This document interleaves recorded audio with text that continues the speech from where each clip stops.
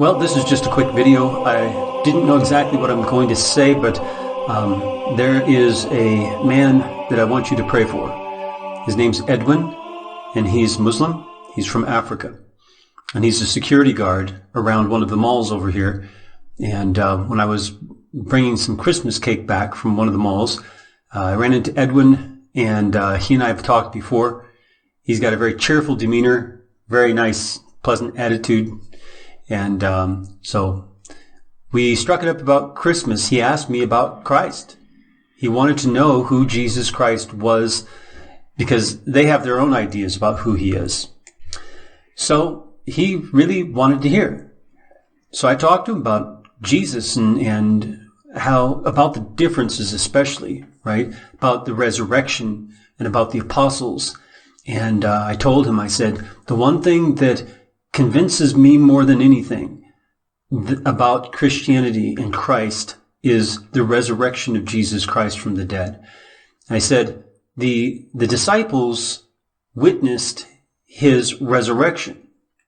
They saw him after he'd already died and when he'd raised up from the grave. And he says, only Mary Magdalene didn't she? And I said, no, he went and he ate with the disciples after he had died and raised from the dead. And they talked to him, they touched him. So they were witnesses of him. And I told him, I said, the thing that really convinces me is that, I told him, of course, with my personal experience, right, of encountering Christ and knowing the Father and spiritual interaction with him, right? But I told him that as far as persuasion is concerned, that the persuasive thing is that these men, they went to the death over this testimony. In other words, they could have saved their own lives if they would have said, oh, all right, well, maybe I didn't see it. Oh, maybe it wasn't what I thought it was. Or if they even said, well, we were just trying to lie to get ahead with our group. If they'd said any of those things, they would have lived. The last one, maybe not, if they had confessed to lying. But here's the thing, is that they stood their ground on this story all the way to the death. And all of them were killed. John, they tried to kill him, but he survived it. That's where the emperor lowered him into a vat of boiling oil, then pulled him out and he was unmarked. And the emperor went mad, and he exiled John to the island of Patmos, where he wrote the book of Revelation from a visitation from messenger and Christ himself in his words. So John died of an old age, 100 years old, but he was martyred also. He's the only martyr who was martyred and yet lived.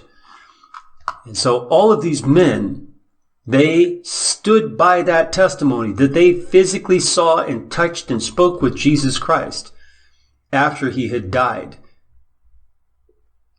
So this is the one convincing thing, and I told him about this. I also told him about some Muslims who have seen Jesus Christ in visions and dreams and become Christians.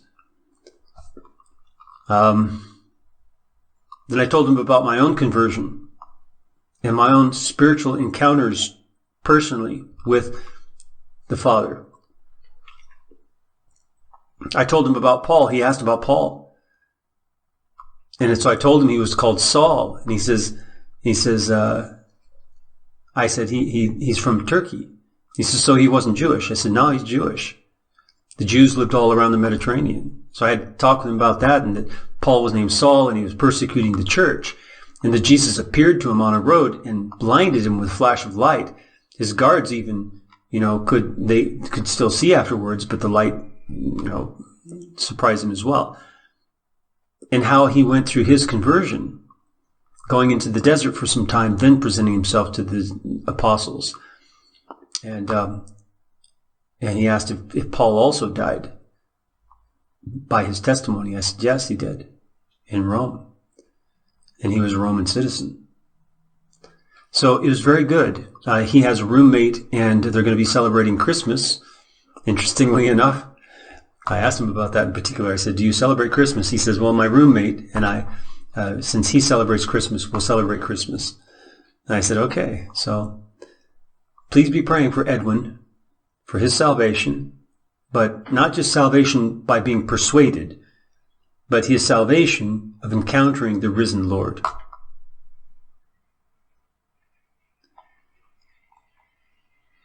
May the Lord bless you as you seek him with all your heart. Remember to subscribe down below and like the video and share it on your Facebook and other social media. And then make a comment, whether a question or a comment. We read all of them and we try to respond to all. Get on over to our website, The Rooted Word, and start reading the translation and also the articles we've posted. It's at therootedword.com, therootedword.com. And may the Lord bless you as you seek him with all your heart.